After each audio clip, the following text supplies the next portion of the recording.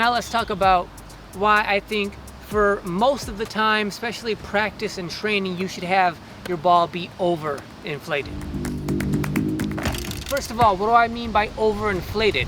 Well, basically what I mean is putting more air in here than you're used to. What you're trying to accomplish is having the ball bounce more than you're used to. Most of the time, you would have the ball inflated to a point where it's comfortable for you, where you get the kind of handling, performance out of it that you expect.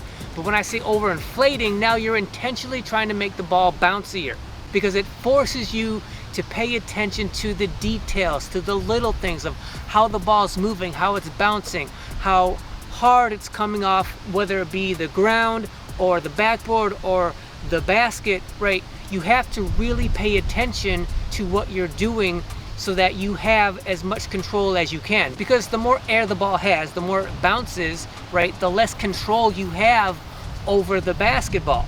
The less control you have over the basketball, the more you have to think about everything you're doing in terms of controlling the basketball. The more you have to think, the more you're paying attention to the details, the more skill you are building and the deeper that skill is becoming, because it gives you a better understanding of how the ball behaves, how it operates, and what you need to do physically to impose the kind of control you need to have the kind of performance you're looking for. It falls under my general philosophy of make practice and training hard, difficult on yourself to make the games and competition feel easier.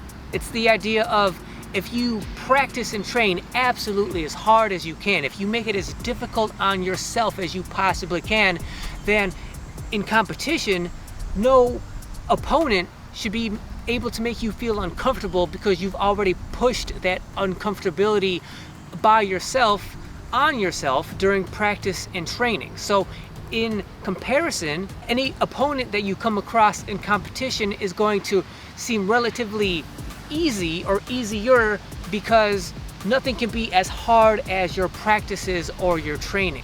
One of my favorite and most consistent ways of doing this is to practice with an overinflated basketball.